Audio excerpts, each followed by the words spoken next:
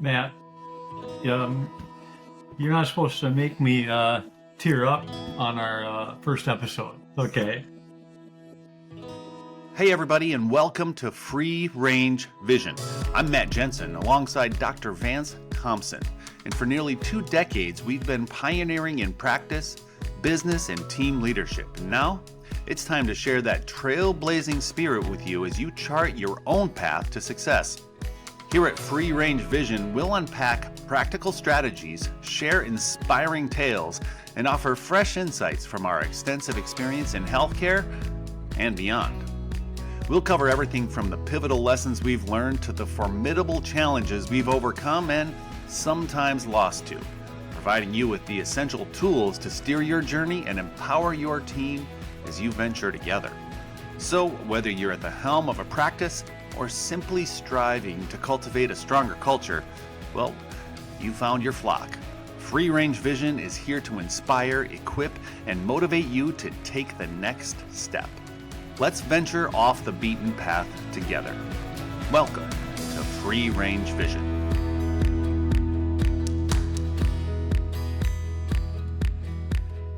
Well, Vance, I'm really excited for this podcast idea that we've been having for a long time, and we're finally getting around to it. We've created this to really help others learn what we've learned along the way, not only about healthcare and vision care, but really about business and how to treat each other. And everybody, just to get started, I want to introduce you to my friend and colleague and partner and all things, kind of big brother, Vance. And then Vance, maybe I'll have you do the same for me. It's kind of a fun way to do introductions. How's that sound? That sounds great. Thank you, Matt. So Vance, you grew up in Lake Andes and Gregory, and you were born a young man. But really through growing up, you've got a lot of great stories about, having a lot of respect for your father, who's a family doc, and your mother, who had a real servant's heart, and it really shaped you. And I think a lot of those details will come out in future podcasts as to how you treat people today, because it's a beautiful part of your story. But as a Gregory gorilla, you went on after that to the University of South Dakota, and eventually the University of South Dakota Medical School. And further beyond that, you even thought you were probably going to go into family medicine throughout medical school until you did an ophthalmology rotation and became fascinated with that and sought that as your residency with a transitional year in Sioux Falls. But it was a really unique time for you to be doing that, because cataract innovation had just hit kind of an inflection point, and there was a transition to now laser work, refractive work, elective work, helping reduce people's dependence on glasses and contact lenses. And your fellowship year, that year between when you were done with residency and looking to go out and to start your own practice, you were really at the forefront with a couple of mentors who were doing some of the very first procedures like that ever done on planet Earth. And you were right there with them as a fellow. And that I think really, one, from a business standpoint, and really what you and I believe in Providence, started a whole new branch to your career that maybe you didn't expect. And of course, you've turned that into something really beautiful, which has led to a great business in eye care, great partners, several states, but also you've dabbled in the wine world. You've got, a real affection towards hospitality and serving others. And everybody, he's a great family man as well, a great brother and a great dad to 3, and a grandfather now, and of course Jana, your beautiful wife, is now forever a lifelong friend of mine as well. And frankly, everybody who meets you thinks they're your very best friend, and I think you think it too. It's one of the things that makes you so magnetic. So everybody, I'm excited to just have you know that, at least to start, about Vance. I mean, hundreds of FDA monitored clinical trials, thousands and thousands of procedures, a really good surgeon. He'd never say that about himself, but more importantly, and even more valuable, a really good human. And Vance, I'm excited to unpack everything we've learned together over the next bunch of episodes. Matt, you're not supposed to make me tear up on our first episode. Okay. But thank you for the kind introduction. And I'm absolutely honored to be on here with you and to talk about some things that are just such a natural part of our journey, and a journey for me that would never have been nearly what it has become, or as rich as it has been without you. And I know you were put into my life for a reason, and I feel like, you know, the two things that I know about me, that I care deeply and that I feel like I see other people's greatness and literally am attracted to that. And one of my, you know, journeys has been to help people understand that inner greatness and, hopefully create environments where there's such trust that they allow it to come out and play. And the reason I start that way is I feel like I got to see you as a young man, with greatness that, you know, um, maybe you didn't fully realize, but I knew was what I wanted to be around.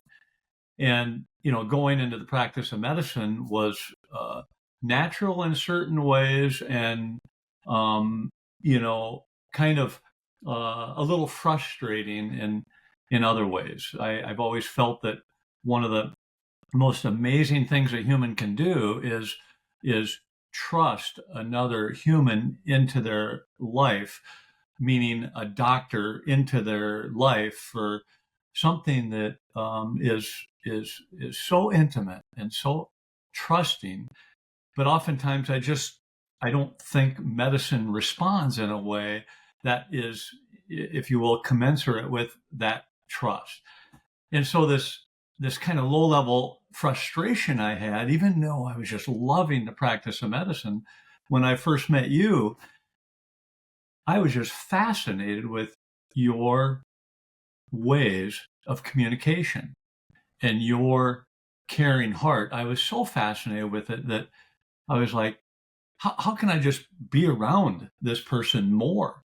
Because you were teaching me things about communication and internal marketing and external marketing and doing it with such a sincere heart that I wanted it to be a larger and larger part of my life. And then you were, part of Lawrence and Schiller marketing agency, and you were the rep to my practice, and you became part of my pseudo board of directors just so quickly in life, personally and professionally, that it was a gravitational pull that it's just not surprising to me that it led to me really wanting to partner with you and to have you be a larger and larger part of my life. And I'll never forget, you know, asking you after, you worked so hard in college and you worked so hard in, your first business,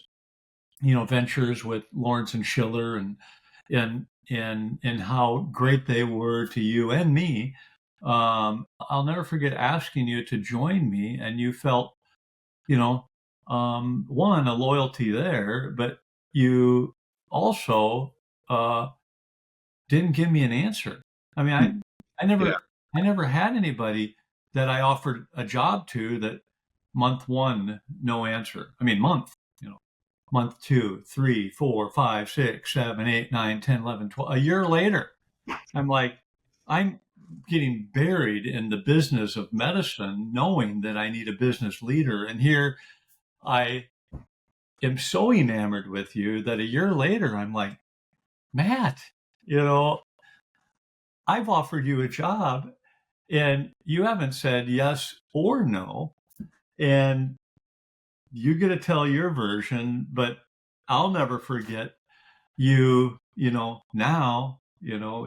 I meet you at 23. I offer you a job at, you know, actually I meet you at age 22. I offer you a job at 23. You're now 24. And you say, and I'm sorry this has taken so long, but it's just so important to me. you say, what do you see in me? I have never managed a medical practice. And all the things, the billing, the coding, the compliance, all the things that come with modern day, you know, medicine, clinic, surgery, and, leading, a group of medical professionals. You're like, what do you see in me? And I go, I got to tell you, buddy, what I see in you is a beautiful heart that can communicate like nobody I've ever met before. And I literally want it to become the DNA of my practice. I want internally and externally your ways of communication to be what helps this practice go to the next level. Because I want to be in clinic, I want to be in surgery, I want to be taking care of patients. I want to have the confidence that what's happening outside those little clinical interactions and surgical interactions is someone's leading this team in a way that I can't find. I can rent billing and compliance. I can, rent a lot of other things that happen to be, what medical professionals do to lead practices. And as you learn it, maybe we won't rent and you'll do it and you'll grow. But I have the patience to grow with you. And it was one of the best decisions of my whole career to ask you, and one of the best decisions to wait for you, and one of the hugest gifts I was ever given when at age 25 now, you said yes. So it was, you know, kind of a courtship, I guess. And I just was so thankful, and it ended up being career defining. And I know we'll talk about more, what we did during that journey, but that's the beginning of Vance and Matt. Well, Vance, I love that. And I, I love that you've waited 21 years to share your frustration with me for holding out for a year. I'm just kidding. But no, it's really a good story. And I think it's one that talks to why we hit it off so well. I went into the ad world thinking that maybe it was a way for me to get into ministry, if you remember, right? Yep. And because there was the agency that I was at had a leader who was really involved in international ministry with what was called then Campus Crusade. And I thought that was what I was called to do, had kind of a ministry bent, and that was part of what I felt called to do. And it turns out what ended up happening was as he went off and did ministry, I ended up doing a lot of business in his stead and fell in love with that. And never, but yet also kind of as we do as humans, and what we hope to cover in this podcast is wondered as you're approaching work every day and looking at yourself in the mirror, do I have what it takes to do this? It's not my formal training. How do you pick up a whole new school of thought that's foreign to you, and it becomes strange, fans, to have somebody like you see something and then believe in someone when they, like you said, they don't see it themselves and they're not equipped yet. And so it did take a minute for us to kind of form that bond. And frankly, I'm still learning a bunch. You still approach work sometimes like you're a fish out of water and have a little bit of imposter syndrome because it's changing so quickly. But it's also why I love that this isn't just about medicine. It's why I love that it's about business in general, because what you find is that how you treat people, how you learn, how you stay curious, and how you want to be a leader and develop, that's universal, whether it's healthcare or family or an entrepreneurial business in the Napa Valley, or running a marketing agency now. All these things apply. So everybody listening, this is going to be a conversation where you hear a lot about ophthalmology, and it's good. That translates really easy to your business of, regular healthcare or dentistry or, chiropractics or whatever. But at the same time, it applies to, regular business. Frankly, Vance, I've learned a lot from you about how I want to, be a dad. And so it's going to be a different kind of conversation when we have these, because we're going to talk partnerships and P&Ls and innovation and research and how to implement things. But we're also going to talk about when is it time to turn off the lights and make sure you get home.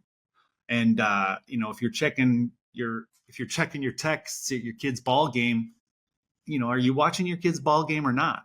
And those are the things that I'm just really excited to have these conversations about because it's what you and I have been talking about for 20 plus years, and I'm grateful for that. And also thanks for just retelling some of the stories, Vance, because they it feels good, right, to remember those times. And um, our customer experience journey we didn't even have that language set when we first met, but we were practicing it with one another. And I think that's also a good way to start the conversation about where we're headed with this podcast. I was one of the first days I came into your office and you were coming in and out. And I remember, Jeannie and Bev and Shirley coming in and making sure I wasn't distracting you because you were, you wanted to keep your schedule.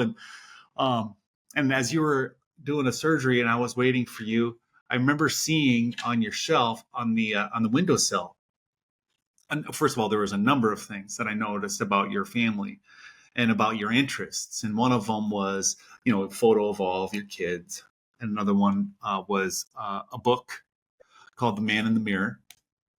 And another one was a cup that had a Krispy Kreme logo on it. And people's offices and their homes, their social media profile, all these places now, we've learned the science of it. These are places to find artifacts about what people love and enjoy and set their mind to. And it was a great case study into the kind of person you are, right? Because you were, you'd come back in, you wouldn't, there's papers not all over the place, but, in front of you, but you didn't clean those up before you talked to me. You'd zip in and talk to me for a little bit until you had to zip out. And I remember asking about each of those artifacts. I remember asking about your family, and you just lit up about them, and still do, as I do, and about your and my family. But then the next one was I asked you about the book, and you just got serious, and you talked about your faith. I mean, just the smallest cue, and you broke from business and marketing to what you believe and why, and hardships and heartache, and becoming the man you wanted to be. And I went home and I read that book in part because I was interested in the book, but also in part because I wanted to get closer to you, right? And we were starting to use those muscles, do those kind of professional and spiritual push-ups of how do you get to know someone, how do you create a customer experience, and then of course there was the Krispy Kreme cue, which ended up being kind of a fun story that I don't know if you remember it, but was one of our first kind of interactions then back at the agency. When I asked you about the Krispy Kreme cup, you talked about you, and I think your daughter in particular at the time, really bonded over a Krispy Kreme experience in another town. And you remember that story? Yes, I remember it like yesterday, and how excited I would get with the hot light before you went into Krispy Kreme because they're fresh and like little pillows. And I remember it. And what was amazing was, for our next meeting, there's no Krispy Kreme in South Dakota at that point, and even though it was an early meeting, I walk into it and there's Krispy Kreme. And there was really only one way for that to have happened. You had driven down to Sioux City and picked them up, and they're right there. And I was literally blown away. That was, so kind of you to do, and that was extra effort. Well, it's funny, I remember it too because of how early it was. But I think our meeting was at 6:30 or 7, and drove those 80 miles or whatever, and then get them hot and ready, and then throw a bunch of towels over it so you try to preserve the heat. Have them out on the conference room table, and I remember when you walk in at almost a right corner to the doors of the conference room, and that box, white with green dots, catches your eye just out of the corner, and it was like a laser beam. Like you were mid-sentence and you're like, what is that?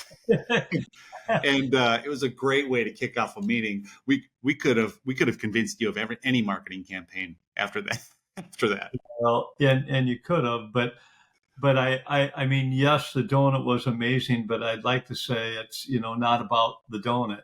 I mean, it really was about the level of care and the extra effort and, the extra fuss. I love how you like to use that, how it means so much to people when you go to an extra effort like this, and how we've been fascinated in our journey of seeing how to, out spoil the other one. And I just love that, yes, that it was a donut, but that huge effort and how that just sears into someone's heart, a lifelong appreciation. That to me is one of the things I love about this journey, where we want to touch lives and we want to connect. And that was something that deepened our connection. Well, it's funny. You told that story. You did me. Now I'm gonna do you. And because again, we were doing these kinds of things, not knowing that there's actually a good business reason to do it. We were doing it thinking that, which is the best reason to do it, by the way, is because it's the right thing to do and it makes us feel good. But it turns out it's really good business too. But it always came natural to you, and that's one of the reasons why you're so magnetic. But we had just joined you, and we were celebrating a few months later our first anniversary. And my wife and I went to a little sushi restaurant, and at the time, Vance, you had just become a partner in a winery in the Napa Valley, and so you were teaching me, you know, like you know, another mentor of mine says, I had kind of a Super 8 life, and you were teaching me kind of to try to understand a Ritz Carlton. So experience, and you were teaching me wine, and we went to have this great sushi place. We walked from our home in downtown Sioux Falls to this great little sushi restaurant, and as we finished, my wife thought that I had forgotten the cake top for our 1 year anniversary, which I had kind of hidden in our deep freeze. And so I had taken it there earlier in the day, and right about the time we're finished up and they're asking if we wanted a dessert, another waiter comes around and presents the cake and cuts it. And she, crisis averted. She was happy to know that I remembered. And about the time they plate the cake, somebody comes over to the table and display this wine like a sommelier, saying, someone just dropped this off for you. And it was a bottle of your Jessup Cellars, your Zin, and which is a great wine. And matter of fact, I think it had just won like the San Francisco Chronicle, like best in show or whatever. And so it was popular at the time. And so they open it for us and they bring out these little plum wine glasses, right, that they might have in a Japanese restaurant. And you had just talked to me about Riedel stemware and making sure there's enough air so you get the aroma. And I remember thinking, oh no, these glasses cannot hold up to this wine. And I was just telling this to Beth. And, about a minute goes by as I'm explaining this to her, and another server comes by and says, oh, and he also dropped these off. And it was two stems of Zin glasses from Riedel. And it was just this 1-2 punch of, here I thought I remembered the cake, and which was kind of its own little thing that I want to do for my wife. But then also you in that moment joined us there, and it really helped solidify that we were making the right decision, and in that we had joined you. And I say we, right? Yeah. But you could have just sent a card. You could have done a lot of things, but you shared what we were working on together, and then the delay, right? The double punch really caught us off guard. And it's just a good example of fuss. And I think that's a really important part of the business world, that if people and companies, and frankly, if we as loved ones embrace some fuss, we'll find our relationships can get healthier, because people like to know that you're thinking about them when they're not around. And so, listeners and friends, this is just a couple of examples off the cuff, and we didn't talk about these beforehand, of ways that Vance and I have been practicing this over time, not realizing it was a business model. And so this is, it's just one example of how we hope to share with you ways that we've turned these ideas and the way that my friend lives his life into something that can be bottled, shared with other practices, spread and become contagious. And not only is it good business and creates great customer loyalty and word of mouth and morale, but but it creates teams that really love doing their work together because it feels good to receive those things and be fussed over, but it also feels really good to fuss.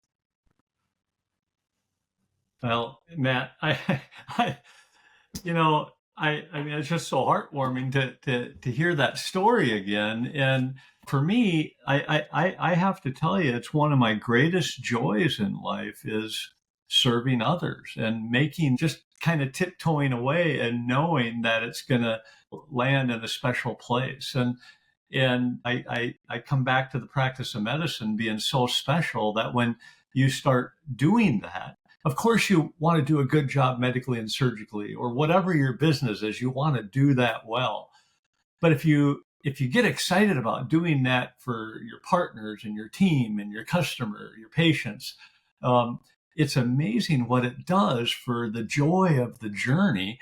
And that was a blast doing that, and also thinking about your spouse. I mean the fact that I knew if Beth was happy, that you were going to love your job and your journey, with me too. And I think that when you enjoy working with someone, you care about who they love and who they're representing at home. And so that if they need to be gone for, a time period taking care of their family, or they that comes first, that it builds a loyalty and a joy of doing what you do together, that not only are the peaks better, but it also buoys you through the challenges. And I appreciate the fuss and how you value it, Matt. And it's been one of our common bonds. Yeah. Well, Vance, this is the kind of things we're going to be talking about. And I'm excited that this being our inaugural session, I mean, this is the worst it's going to get. We're just going to keep getting better and better at telling these stories. Thanks, everybody, for joining. And thanks, Vance, for helping us being a co-host on these sessions. Thank you, Matt. I'm so excited about this.